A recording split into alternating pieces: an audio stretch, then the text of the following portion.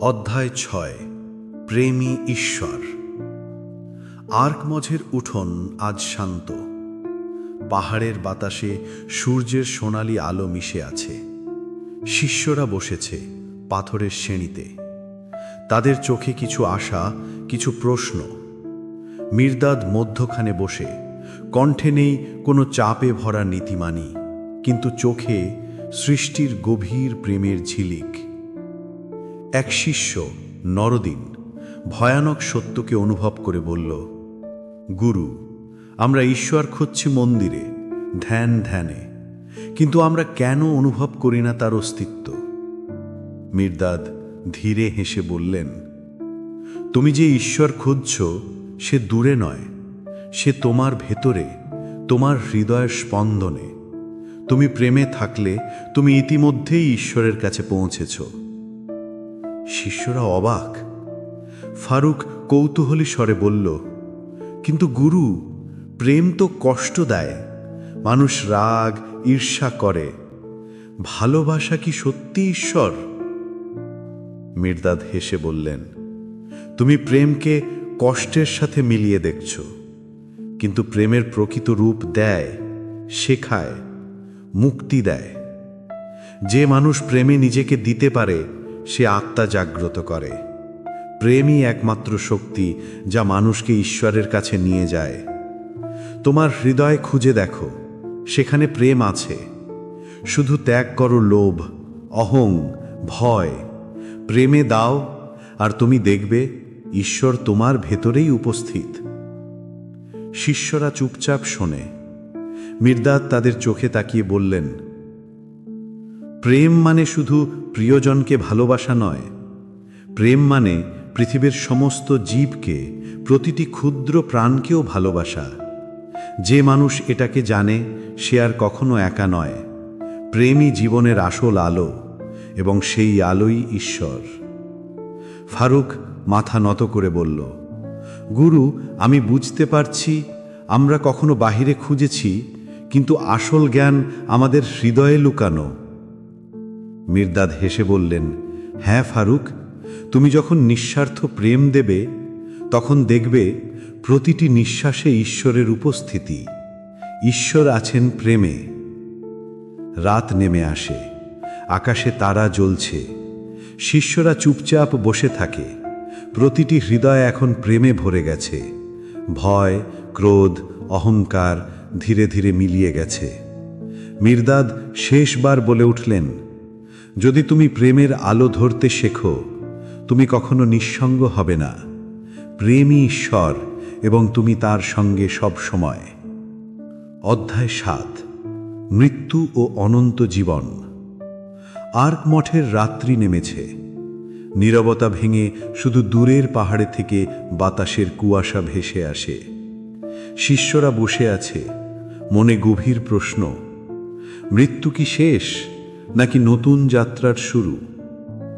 মির্দাদ ধীরে চোখ খুলে বললেন, মৃত্যু ভয় পাওয়ার কোনো বিষয় নয়। মানুষ মৃত্যুকে বন্ধ হিসেবে দেখে, কিন্তু প্রকৃতপক্ষে এটি কেবল একটি স্থানান্তর। মৃত্যু মানে শরীরের অবসান, কিন্তু আত্মা কখনো মরে না। শিষ্যরা চুপ। তাদের মনে প্রশ্ন জাগল, কিভাবে শরীর মরে কিন্তু আত্মা বাঁচে?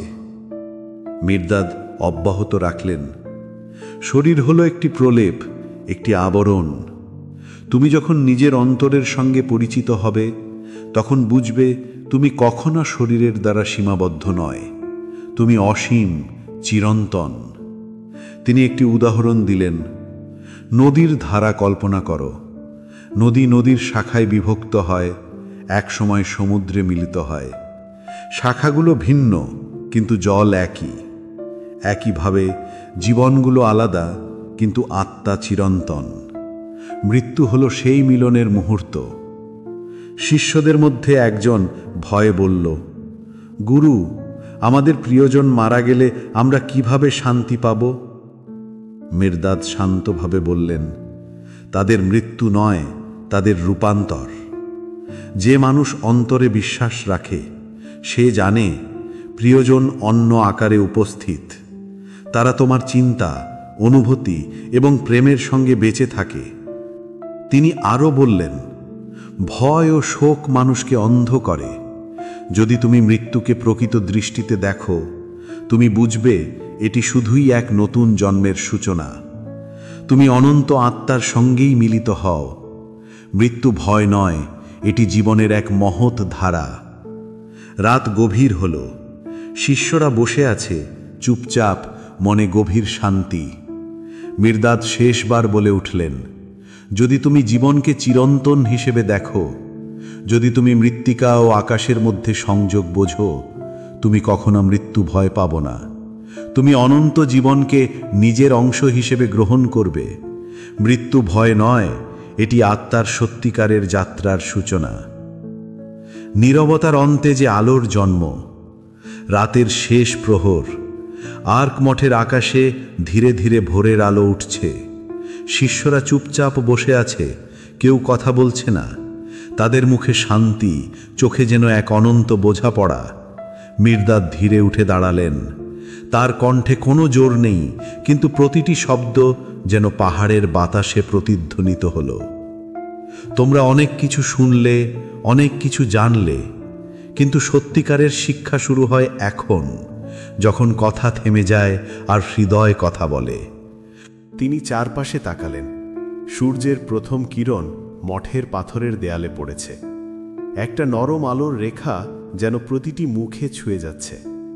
তোমরা যদি শিখে থাকো কেমন করে ভালোবাসতে হয়, কেমন করে ভয়কে ছাড়তে হয়, কেমন করে মৃত্যু আর জীবনের পার্থক্য মুছে দিতে হয়, তবে জানবে তোমরা ঈশ্বরের দিকে এক ধাপ এগিয়েছ। একটা দীর্ঘ নীরবতা নেমে এলো। কেউ কিছু বলল না, শুধু অনুভূত হলো এই নীরবতাই যেন প্রার্থনা। মির্দাদ ধীরে পাথরের সিঁড়ি দিয়ে নিচে নেমে গেলেন। কেউ জানে না তিনি কোথায় গেলেন। শিষ্যরা কেবল তাকিয়ে রইল সেই পথে যেখান দিয়ে ভোরের আলো ছড়িয়ে পড়ছে পাহাড়ের গায়ে। তাদের চোখে জল, কিন্তু সেটা দুঃখের নয়, এটা এক গভীর উপলব্ধির অশ্রু। তারা জানে মির্দাদ চলে যাননি, তিনি রয়ে গেছেন তাদের নিঃশ্বাসে, নীরবতায় আর সত্যের অনুসন্ধানে।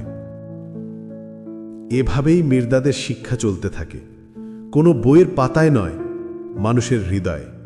প্রতিবার যখন কেউ নিজেকে চিনতে শুরু করে, যখন কেউ ভালোবাসাকে ভয় থেকে বড় করে তোলে, তখনই মির্দাদ আবার ফিরে আসে, একটি নীরব কণ্ঠে, একটি জেগে ওঠা আত্মায়। শেষ বার্তা। মির্দাদের কথা বইয়ে নয়, তোমার ভেতরেই বাজে। শুনে নাও নীরবতাকে, কারণ নীরবতার মধ্যেই লুকিয়ে আছে তোমার প্রকৃত মুক্তি।